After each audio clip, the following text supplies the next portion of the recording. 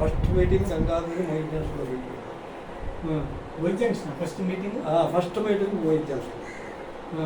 చెట్టు కింద first meeting Gangareddy first meeting main జంక్షన్లో పెట్టారు.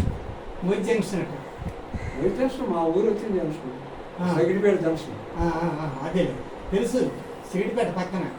అయ్యేటప్పటికి ఆయన వస్తాడు అనేది తెలిసింది. 78. అంతకుముందు ఒక నెల రోజుల ముందు మా రాజుగారిని తీసుకొని నాకేంటి వస్తుందా లేకపోతే ఏంటండి అందరికి ఉద్యోగాలు ఇప్పించారు, నేను ఏంటి మిమ్మల్ని అడగలేదు, నాకు రావాల్సిందే వస్తుందా రాదో అడగా ఉంది అని అన్నాను. అంటే వెంటనే వచ్చారు చూసేసి. ఎక్కడికి వెళ్ళిక వస్తే అప్పటికి పతివాడు రావునాయుడు సెక్రటరీ ఏమంటారు. అయితే రావునాయుడు గారు సెక్రటరీ అయితే నేను నా చెవిలో పడ్డది. నీకంటే చిన్నోడే పెద్దోడా రామనాయుడు? ఆ రావునాయుడు 2 సార్లు వేయించాను నేను ఉద్యోగం మిల్లులో. నీకంటే చిన్నోడు చిన్నోడు కదా, 2 సార్లు ఉద్యోగం. సచివాలయ లేబర్ ఆఫీస్ ఆడెళ్తే ఇలా దొక్కపడిపోతుంది. రాజురా మరి ఎవరు చండాలి గంగారెడ్డి అనే లాస్ట్ క్వశ్చన్ గాడే సెక్రటరీ చండాలి బాబు చెప్పకూడదు. అయ్యేటప్పటికే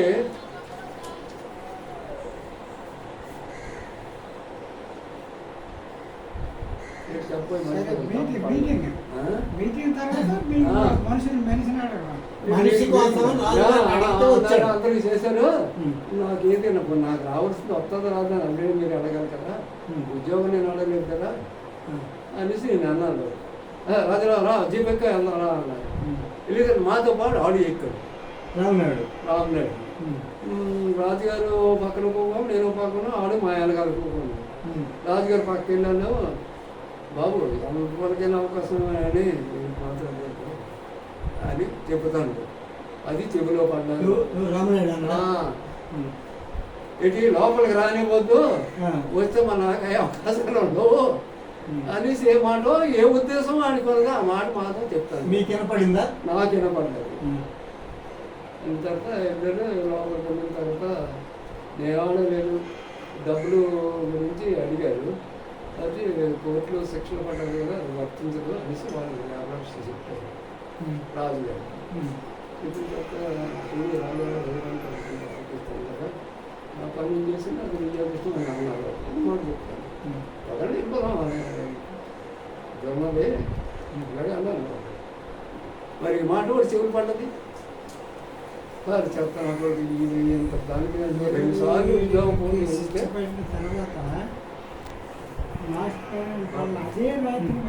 చెవులు పడిన రెండు మాసాలు ఆయన వచ్చారు. జగన్నాథ్ రెడ్డి రెడ్డి వస్తే నేను వెళ్ళాను.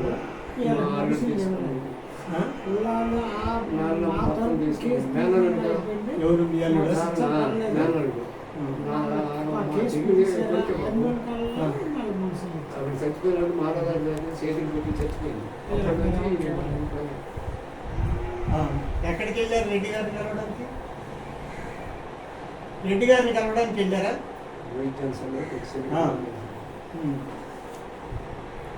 వచ్చిన తర్వాత రెడ్డికి మీలాగా అన్ని విషయాలు అడిగారు. అడిగిన తర్వాత అయితే నీ తరపున ఎవరికి అవకాశం లేదా అంటే నేను మీలాగా సంతోషించాను. సార్ అది కాదు, నేను దేనికి ఆశపడలేదు కానీ మీరు అవకాశం ఇస్తే మా కుర్రోడు మా అందుకే నుండి పైవాడు కాదు అవకాశం ఇవ్వండి అని అన్నాను. సరే అంటే మీలాగా లెటర్ రాసి అమ్మా లెటర్ రాసి ఈ లెటర్ పట్టుకుని వెళ్తాను. వెంటనే అందుకుని వెంటనే పేరు చేస్తున్నాను. మిల్లునా అనుకోలేదు కదా పేరు వేసిన తర్వాత అప్పటి నుంచి కొన్ని ఉన్నారు చేస్తాను లేదా అప్పటి నుంచి మన ఇంట్లోనే ఆడుకుంటారు. బాబే బయటకు వచ్చేసాడు. బాబు ఒకసారి వేరు కాలం పెట్టమంటే ఆయన అలా అమ్మకిచ్చిన మాట ప్రకారం అయితే మీ ఎవరు నారాయణ భర్తక అది సరే అతని పేరేంటి? వ్యాపారం సహజ వ్యాపారం. సాగు కాసుకుంటే ఎప్పుడంటే అన్నాం కదా.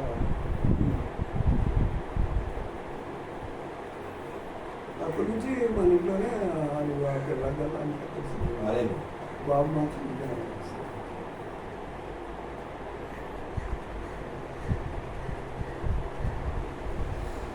అదండి జరిగింది.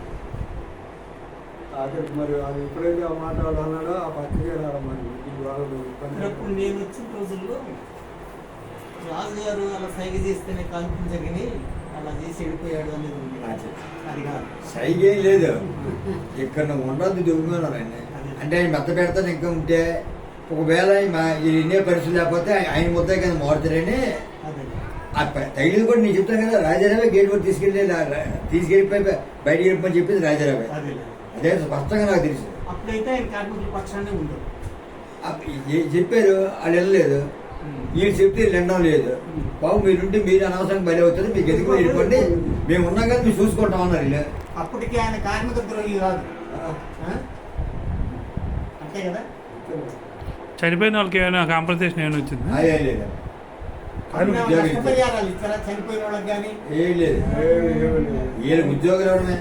ఉద్యోగాలు మాత్రం ఆ భార్యకి ఉద్యోగాలు చనిపోయిన వాళ్ళు కూడా చనిపోయిన వాళ్ళకి ఇచ్చారు. నాకు జ్ఞాపకం లేదు కానీ 7 వరకు ఇచ్చారు. జైలు పాలన ఒక 50 మంది, ఈ 32 మందినా? ఈ 30 మంది అనుకోండి.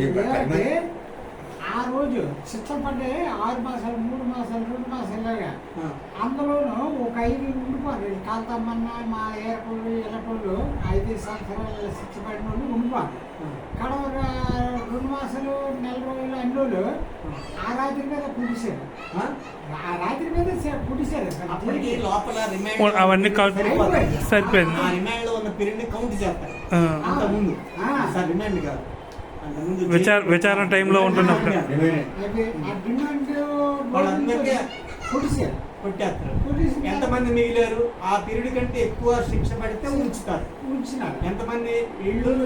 నేను ఒక్కడే 5 ఏళ్ళు. 32 కూడా ఎక్కువ తక్కువ ముద్దులుగా ఉంచారు. శిక్షలు పడిన వరకు ముద్దులుగా ఉంచారు. శిక్షలు 32కి పడ్డాయి.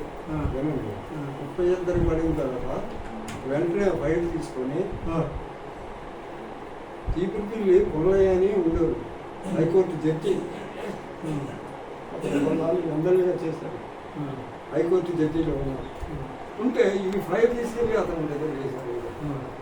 వేసిన తర్వాత అతను 3 మాసాలు 6 మాసాలు పోయితే మొత్తం కొట్టించారు. మీరు కూడా వాళ్ళు కూడా కొట్టించారు. 5 ఏళ్ళు లేదు మీ బాబులు లేదు. 6 జైల్లో లేదు డిమాండ్లో కొట్టించారు బాబు. 6 పడినవి అందరినీ కొట్టించారు. మళ్ళీ అప్పీల్ చేసి అక్కడ రెండోసారి మళ్ళీ దీంట్లో అంటే మీరు 5 సంవత్సరాలు జైల్లో అయితే లేరు. అబ్బాయి 6 పడినవి అన్ని 32 కొట్టిస్తారు. 3 మాసాలు 6 మాసాలు 9 మాసాలు చెప్తాను కదా. 5 మాసాలు 3 సంవత్సరాలు. ఇది ఏ సెక్షన్కి జడ్జా పుల్లయ్య గారు జడ్జా జడ్జి అప్పట్లో. అంటే హైకోర్టు లాయర్ అయి ఉంటారు. జడ్జి గారు కేసు ట్యాకప్ చేయరు కదా. మీరన్నది చీపురుపల్లి లాయరా? చీపురుపల్లి ఎమ్మెల్యేగా పనిచేసి లాయర్ హైకోర్టు జడ్జిగా వెళ్ళారు. అంటే ఇది అయిపోయిన తర్వాత జడ్జి అయి ఉంటారు. అయితే వెళ్ళిన తర్వాత ఈ ఫైల్ అనేది తీసుకొని ఇక్కడ శిక్షణ పడిన ఫైల్ తీసుకొని వెంటనే అలాగే ఫ్లైట్లో వెళ్ళిపోయారు రాజుగారు. ఆ జడ్జి బెంచ్ మీద వేశారండి. ఆ జడ్జి గారు తర్వాత నెల 3 మాసాలు 6 మాసాలు పోయింది. వీళ్ళు హైకోర్టు కూడా వెళ్ళాడు. ఈ లోపల బయట హైకోర్టులో కేసు కొట్టేశారట. హైకోర్టు కంప్లీట్ చేశారు. హైకోర్టు అప్పీల్ చేస్తే హైకోర్టులోనే కొట్టేశారు. హైకోర్టులో కొట్టేసిన తర్వాత మరి ఇక్కడ జాబ్లు ఇవ్వలేదా? కొట్టేశారు కాదు, కేసు ఇక్కడ కొట్టేశారు కదా.